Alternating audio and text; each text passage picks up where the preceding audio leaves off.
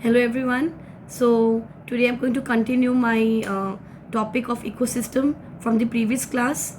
In our previous class, I've already discussed about the productivity and decomposition among the four components of ecosystem. What were the four components? Number one, productivity. Number two, decomposition. Number three, energy flow. Number four is nutrient cycling. Among these four, we have already spoken about productivity and decomposition. In this class, we'll talk about the energy flow. So this is very easy, and so let's start the topic. So what do you understand by energy flow? Just the name itself says, okay, when the energy is flowing. Now when we are talking about energy flow in an ecosystem, it means that when energy is flowing from one organism to another organism in an ecosystem. Okay, so here what is happening? So when we talk about energy flow, so what is this energy? So basically this energy is solar energy. Plants can capture energy from the sun. Okay, so among the solar radiation that is coming in the earth, from there only 50% is coming under the photosynthetically active radiation.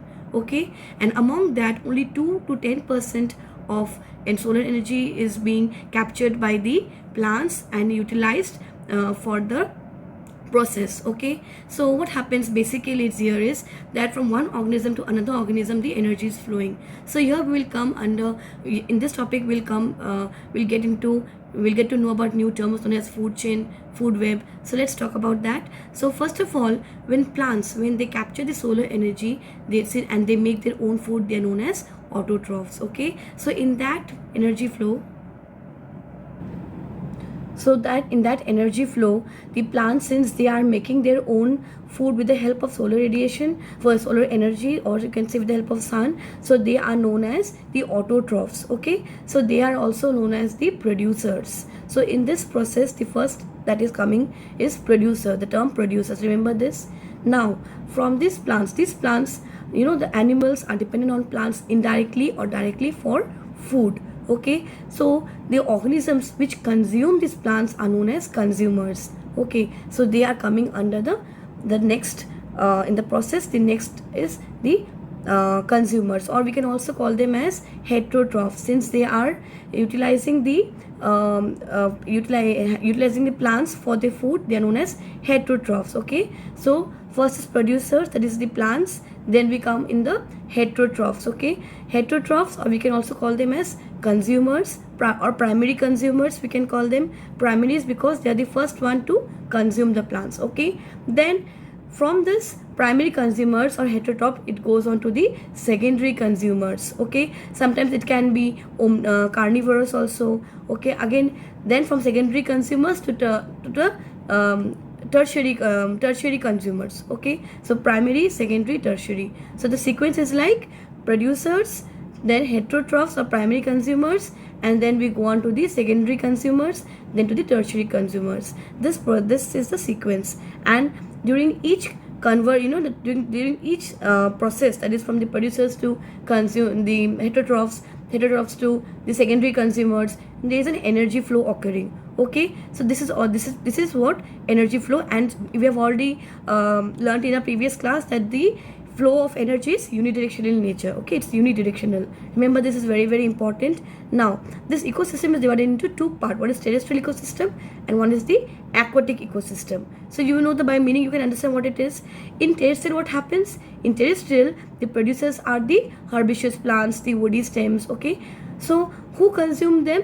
The insects, the caterpillar. Okay, they are the consumers of these plants in terrestrial ecosystem. So they are basically the primary consumers. And who consume them? They are consumed by the birds or goat. So not goat, we can take birds. Okay, so birds consume them, and then again, who consume the birds? Animals consume them. Who consumes the animals? Man consume them. Okay, man or any lion. Okay, so this is a sequence going on in the terrestrial ecosystem. And what happens in aquatic? In aquatic, the producers are the phytoplanktons. Okay, so the phytoplanktons come under the producers.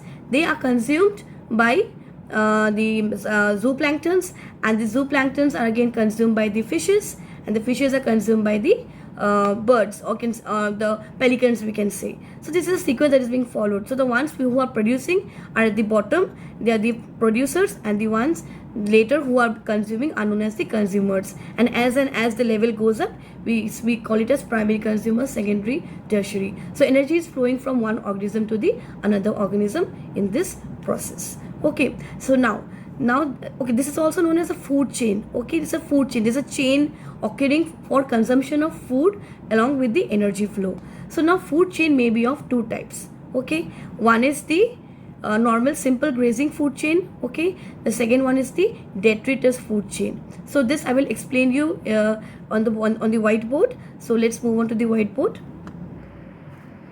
So I have already drawn this for you. So this is GFC is grazing food chain and DFC is detritus food chain. So first let's just know the difference. Okay, the first thing is that the source of energy in grazing food chain is the sun. Okay, so the source of energy is sun, and out here it is the organic remains. Okay, or we can say detritus. We have already learned in a previous class what is detritus. Okay, so organic remains or detritus.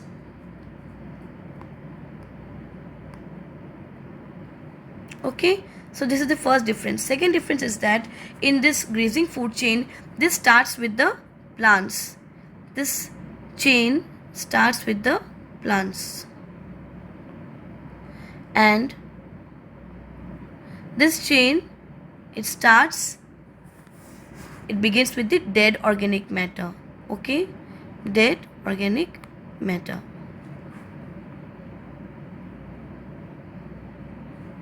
Okay, so this is the first, these are the two differences between the grazing food chain and the detritus food chain. Okay, so what's a grazing food chain? It's a simple food chain. Okay, remember what I told you, producers. Okay, then it will go to the primary consumers and then to the secondary consumers. So what are the examples out here? We can say grass as the primary, and then out here we can say goat. Okay, because goat consumes grass, and who consumes goat? Man, or you can say lion. Okay, so this is the simple one. And what happens in the detritus out here? In detritus, the first is the dead plants. Okay, dead plants or animals. Okay, and then it will go on to the decomposers, or we can say primary consumers. Who are the primary consumers? Earthworm or leeches. Okay, insects, like insects and all. So who consumes them? Birds, or chicken, we can say chicken. And who consumes them? Vulture, not vulture, we can say hawk. Okay,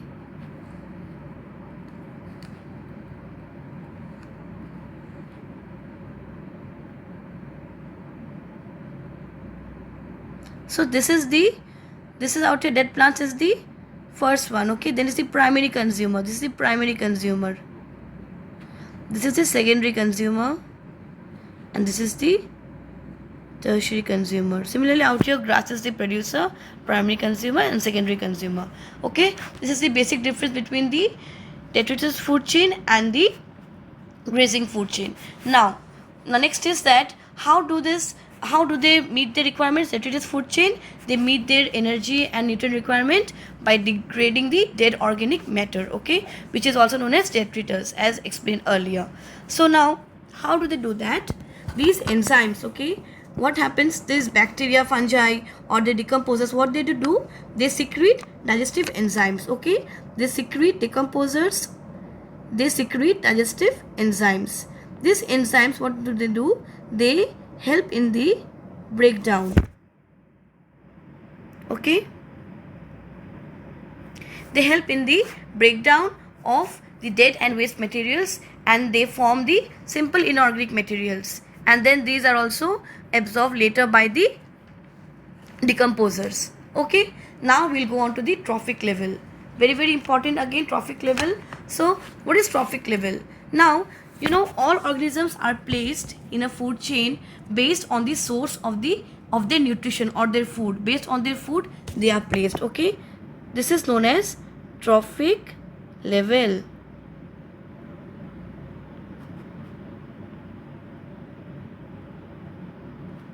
Okay, this is known as the trophic level. Okay, so based on the source of the nutrition or food they are placed, okay, in the sequence, in a levels. Okay, so based on the feeding relationship and with the other organisms also they are placed. So now these organisms, they occupy a specific place in a food chain, so that place is known as trophic levels. So we have already seen this sequence, right? This producers, primary consumer, secondary consumer, right? So out here the first trophic level is always taken up by the producers. Okay, so producers take up the first trophic level. First trophic level. Okay, second, who takes that? The herbivorous or the primary herbivorous or the primary consumer. Okay, they take up the second trophic level. And who takes the third one? The third trophic level is taken by the carnivorous.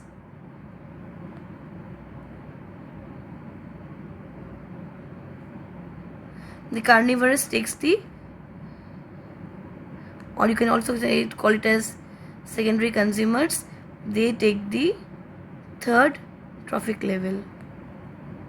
Okay, so this is the meaning of trophic level, and this is how the in a food chain specific places are taken up by the organisms. Okay, so now remember one thing again, very important question out here is how much energy is flowing in this among these trophic levels, from the lower trophic levels to the higher one. How much energy? 10% of energy.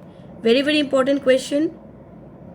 10% of energy is transferred from lower trophic levels to the higher trophic levels. Okay, 10% of energy. This is very important question, please remember this.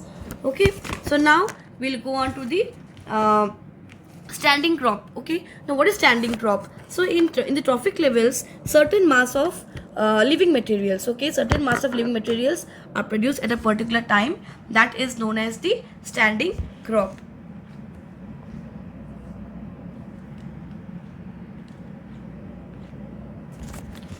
This is known as the standing crop.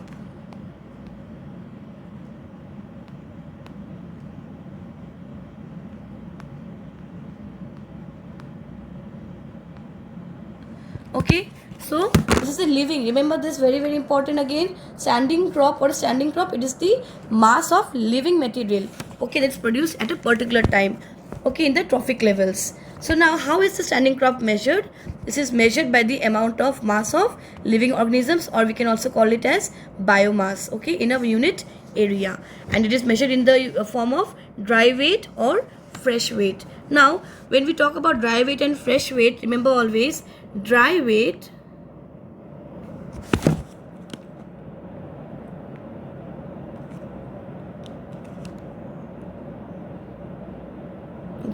is considered more accurate than wet weight. Why? Because wet weight varies based on the physiological and environment condition, but dry weight does not vary, so this is more accurate. Okay, this is more considered.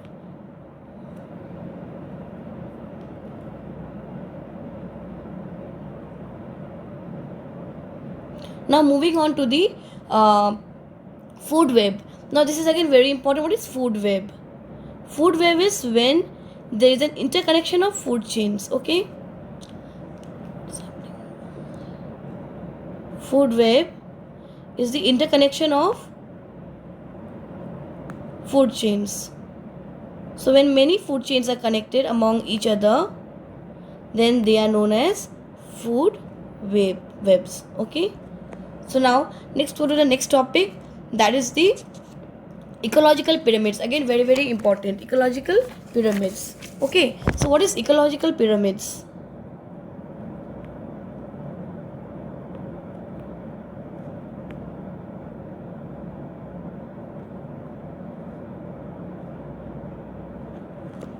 So ecological pyramids are of three types. That is the, okay, it is very important, and please understand this very properly.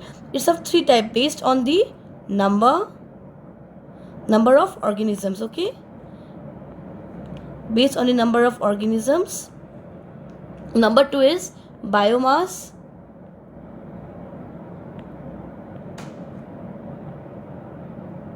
And number 3 is the energy.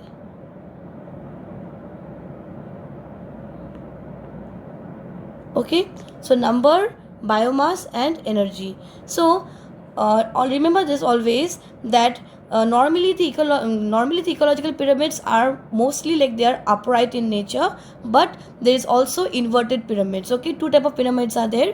One is upright and one is your inverted. So what is the meaning of upright? Upright means when the number or biomass or energy, when it is more in the producers, then what happens, gradually the number or the amount of biomass or the energy, it keeps on decreasing while the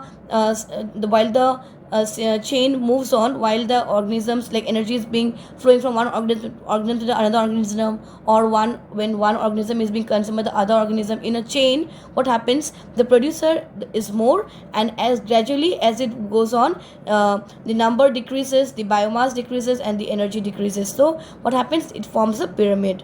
Okay, so upright pyramid. So talking about the number, so a number pyramid is always upright. Okay, upright means first we have out here the producer, then we have your primary consumer, then we have your secondary consumer, and then we have the tertiary consumer. This is known as the upright pyramid. Okay, so one example out here is of the grassland. Please remember this, grassland is a upright pyramid. Okay, so grassland ecosystem comes under this pyramid of number. Okay, now we'll come on to the biomass pyramid. Biomass, on the basis of biomass. So pyramid of biomass, what happens, similarly same like here, this is based on the biomass production. Okay, so how much biomass is being produced, based on that, again this is again an upright. Okay, but sometimes this may also be inverted. Inverted means when the producer is less, that means the biomass production is less in the producers and it is more in the consumers. Okay,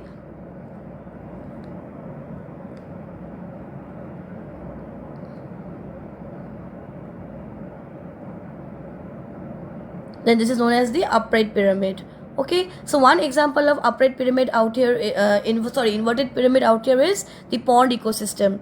Remember this, the pond ecosystem and also the tree ecosystem.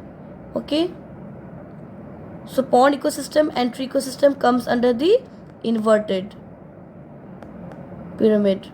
Okay, this is also another question that may come, that pond ecosystem is what type of pyramid? So it's an inverted pyramid. Okay, so one other example out here, like with an example I can tell you that producers, when you talk about pond, what happens out here, producer is the phytoplankton and the consumer is the zooplankton. So zooplankton is more it's producing more biomass than the phytoplanktons. Okay, now we'll come to the energy pyramid. So energy, remember this energy pyramid is known as the ideal pyramid. Okay, the energy pyramid of energy is an ideal pyramid.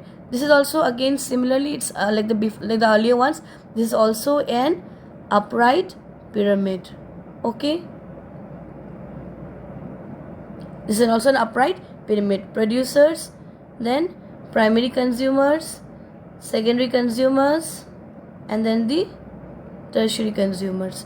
Okay, so this is an ideal pyramid, and always remember this, how will you identify between the pyramids? So number, it will be represented in numbers. Biomass, it will be represented in the form of weight. Okay, gram per meter square, that is the unit of biomass out here. And for energy, it will be represented in the form of joules. Okay, joules. So this will be in the form of units of the biomass, okay, and this is in the form of number. The number will be like, it will be the numbers. So this is the way of remembering ecological pyramids. Now there are some limitations of ecological pyramids. What are these limitations? First of all, we have spoken about decomposers, right? Decomposers is a very important group of organisms without which food chain is not possible at all. But this decomposers, also known as the saprophytes, they do not have any place in the ecological pyramid. This is one a very limitations. When you talk about limitations,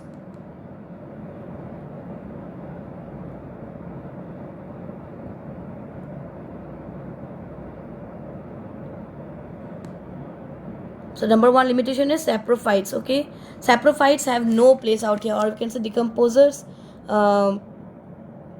they have no place in the pyramid.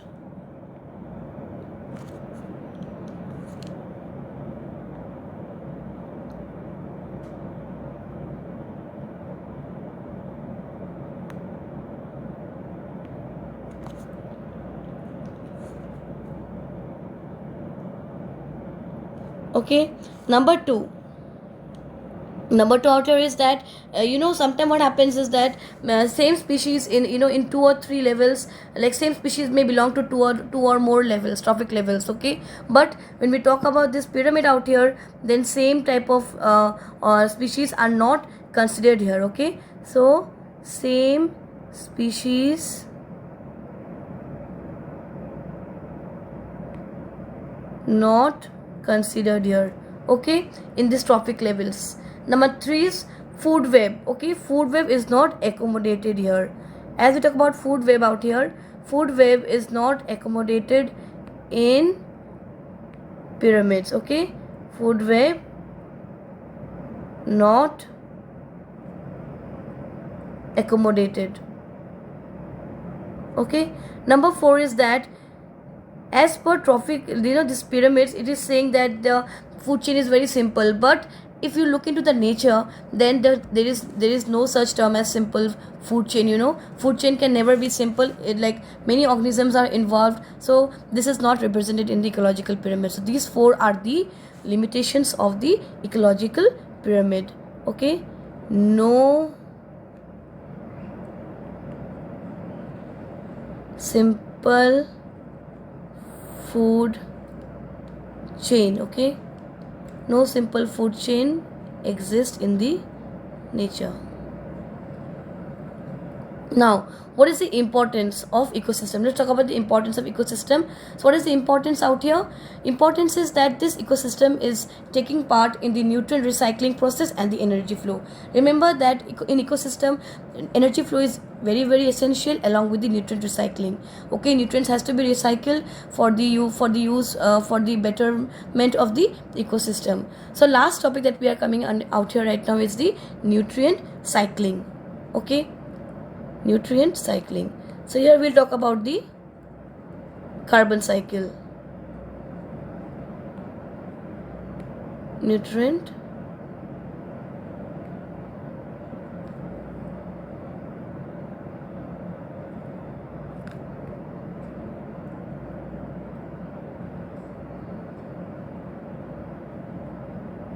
cycling. So here out here, what is the nutrient cycling actually?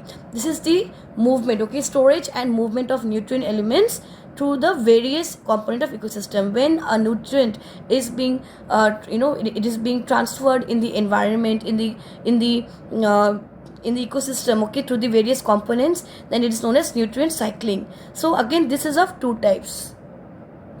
One is the gaseous and one is the sedimentary, okay.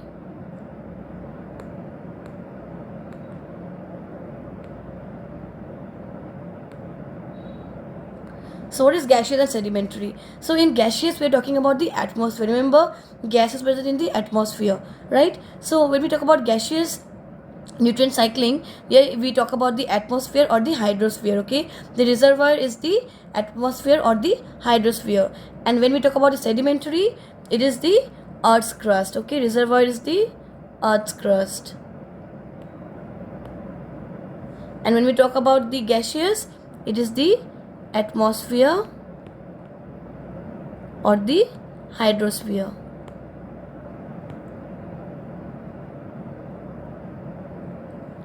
Okay, it's the hydrosphere. So what happens out here is that here, one example out here we can talk here about is that phosphorus. Okay, and for gaseous it is carbon.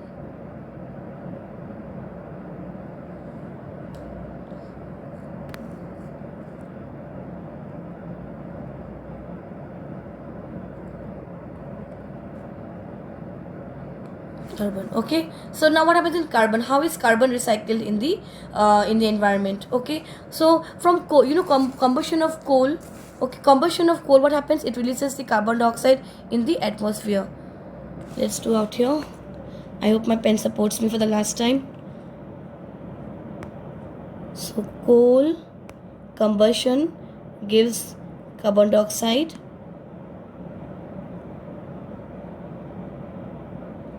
in the atmosphere. Okay, also in the aquatic system. So this is in two places. One is the atmosphere and one is the aquatic system.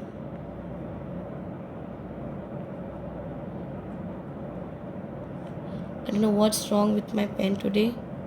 It's not supporting me at all.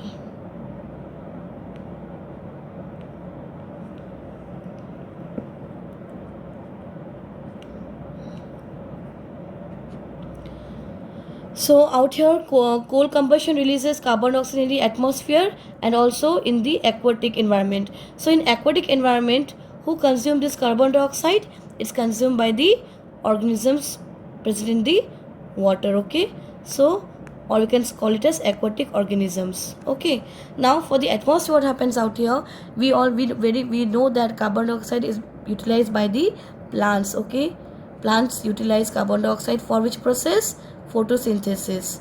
Okay, and they also release the carbon dioxide during the respiration process. So this is respiration process and this is the photosynthesis process. Okay, so this is one process. And then what happens? Then these plants are consumed by the animals. These plants are consumed by the animals. Then these animals are again consumed by the when they are dead, they are consumed by the decomposers.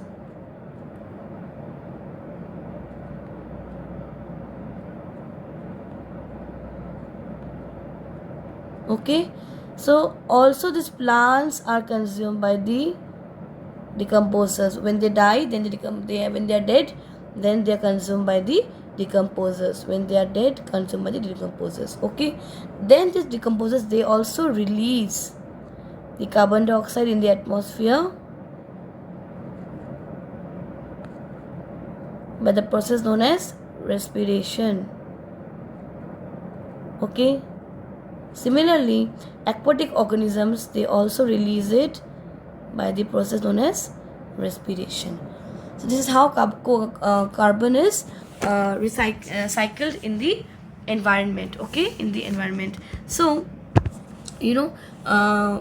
carbon, the maximum the maximum carbon is recycled in the aquatic ecosystem.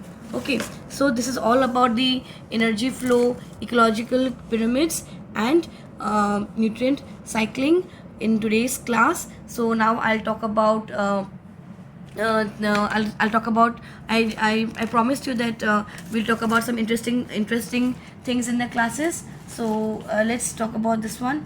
I'll give you an example. So I hope you have liked the class. So as I promised you earlier, I'll give you one interesting fun facts.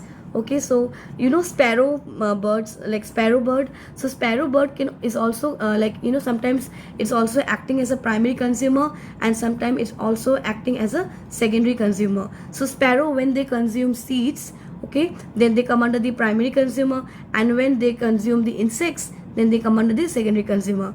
Another example out here is of the Nepenthes plant. Okay, Nepenthes plant, it is also considered as a producer and also considered as a primary consumer. As we know, it's an insectivorous plant, right? So since it's a plant, it also comes under the producers and also under the primary consumer. So here I'm going to end my ecosystem class. So I hope you have liked it.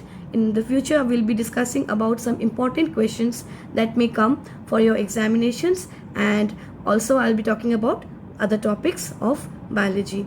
I hope you have enjoyed the class. If you like it, do share it, and do subscribe the channel, and we'll meet again, and let's make biology very easy for you and the students. Okay, thank you so much.